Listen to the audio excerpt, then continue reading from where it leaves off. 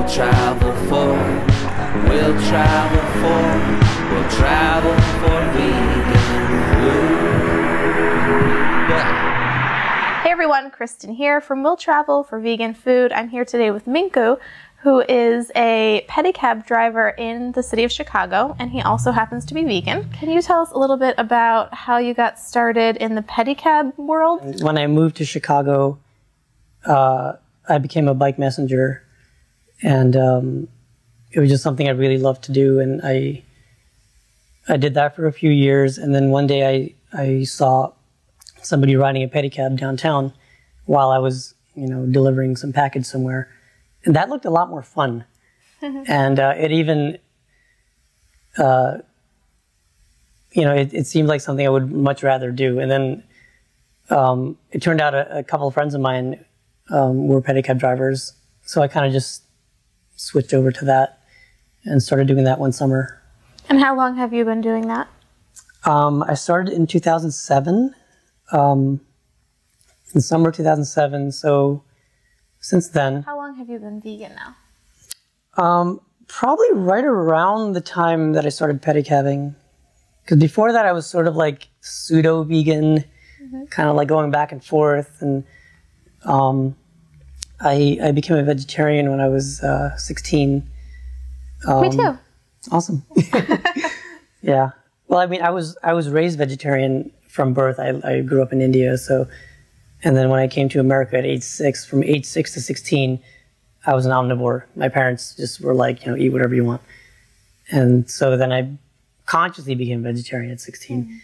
And then like around college, after college, was kind of when the vegan idea started like trickling into me through various sources, like, activist friends and things like that.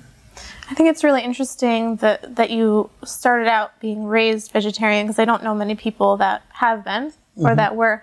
So how did it work out in the family environment? I mean, did you talk about it at all, or was it just known that you were a vegetarian and that's it? And then why did your parents say, was it because you moved to the States and they said, oh, just try whatever food you want, or how did that work? The first part's easy. Like, my family is Hindu. Like I'm not really religious anymore, but my parents still are. But in that culture, in that religion, it's kind of just like, this is who you are. This is what you do. Like, it wasn't even like an issue.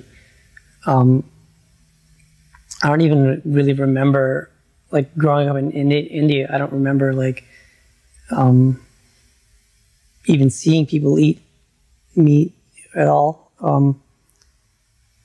But coming to America, like, I think my parents just wanted me to assimilate into American culture, and I think also like my sister and I were just really curious about just American culture, and so I just got really into it, and not just food-wise, I mean like pop culture and like the whole deal. Losing my accent, everything. Right. So yeah, they were pretty open-minded about it, and I guess that's another facet of Hinduism, is just like, let people do what they want and let them figure out, the path to to take, I guess. And then what brought you back to vegetarianism? Let's see, high school, I had a friend who was vegetarian. I was also listening to Morrissey and the Smiths, so, that helped, like Meat is Murder. Right. And also just my health was terrible. Like, I remember like collapsing in gym class one day. And I was, always an active kid. Like, obviously I'm still active, but, I had to be put on blood pressure meds, things like that. You were in high school? Yeah, I was like 16. And then so the doctor was like, stay off the red meat. So I stayed off the red meat, and then, I ended up like going from, I would eat like 4 hamburgers at a time at McDonald's to eating like 4 chicken sandwiches instead. You know what I mean? Yeah. Which is kind of ridiculous to think about now. But when I was that young, like, it's just something that was just so natural and normal. And then after a few months of just eating just like, white meat, it just sort of like fizzled out. And then I just realized, oh, I haven't eaten meat in like a few months. Like, I'll be vegetarian now. Like, it wasn't, I think the animal ethics stuff was kind of in the back of my head, but it wasn't really like, you know, it wasn't like overt. It was kind of subtle. And then you'd mentioned a little bit earlier about the transition to veganism, but can you talk a little bit more about that and what kind of pushed you to finally really go all in? Yeah, I guess I don't think I heard of veganism until college, when you know, different friends of mine, just from different social circles, like would talk to me about it and talk to me about dairy. You know, like this one kid. And they're all like, you know, they're all activists of different kinds. And like this one kid would, you know, talk about, you know, the suffering of dairy cows. And another friend of mine would talk about more of the health aspect of it. And like, I'm drinking pus and things like that. And I would just make fun of them. I would say like, look, I come from a people who worships the cow, which means, you know, the cow gives us milk. So therefore we have to, you know, we have to keep drinking milk. It didn't make any sense, you know, but at the time, it, you know, seemed to make enough sense to get them to shut up, I guess. But, you know, it's like, I would say things like that, and like things like, you know, I really like cheese, I can't give up pizza, you know, just the typical stuff that I would laugh at now. But I hear people say to me now that when I try to talk to them about veganism. So what was it that got you past the I need the cheese and, you know, the cow gives us milk? It took a long time. Like, I mean, even when I actually investigated, like, you know, what everybody was talking about, saw all the videos everybody has to see to go vegan and like all that kind of stuff, and read, you know, different things. I think like one of the biggest things I realized was like, people end up, you know, when you commit to something, sometimes like you need like some kind of social support network or something to help you stay committed, you know, and, you know, some people need that, like I need that. Otherwise you're just going to fall back on how you were raised.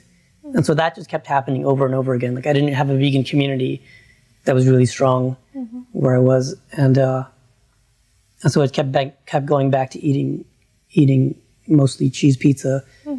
Like every time I get depressed, oh, I'm going to eat cheese pizza. That's my comfort food and that kind of thing. And then after I moved to Chicago, I found there were basically two communities I belonged to. I belonged to like the bicycle community, and then I slowly got into, you know, started making friends in the animal rights community and the vegan community. It's called Broad Shoulders Animal Rescue. Broad Shoulders? Yeah. Okay. And basically, yeah, for 3 years, it's still going on, but, you know, my involvement with it was just helping out, fostering dogs and cats. And it's all foster home based. And I'm still actually, with my Pedicab business, I'm actually going to be donating 10% of my profits in 2012 to Broad Shoulders. Nice. But this animal rescue is basically, I think, the only rescue that I've ever, like, only companion animal rescue that I know of that, like, openly advocates veganism. I think it's been a really positive response from people. Like, people are actually, you know, coming around to that.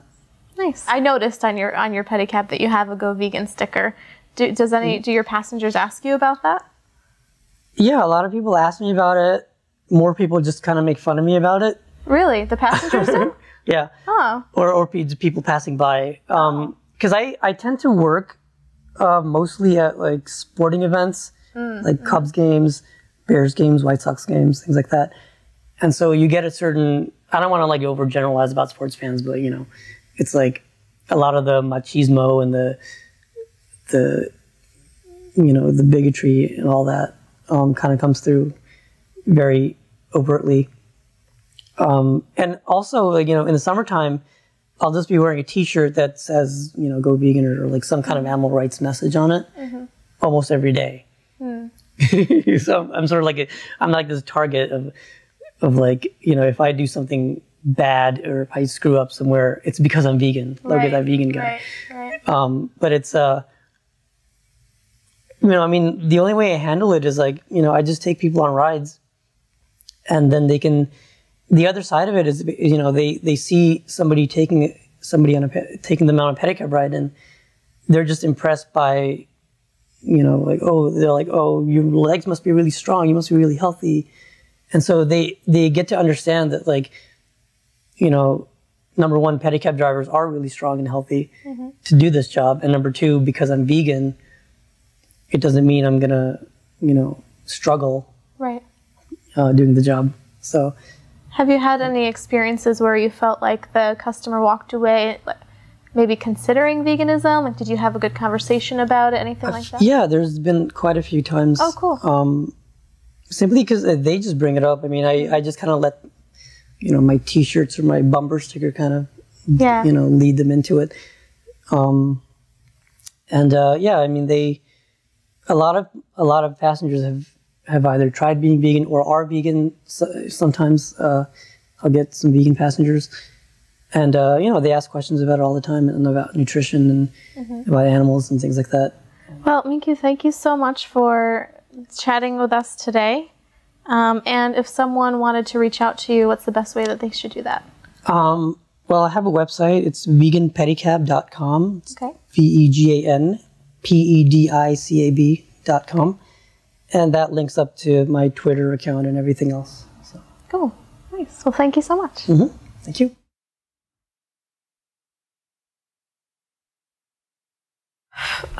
Cat hair. Did you see this guy? Nice. He is a big cat. The manatee. Manatee? Kitty. We'll travel for, we'll travel for, we'll travel for we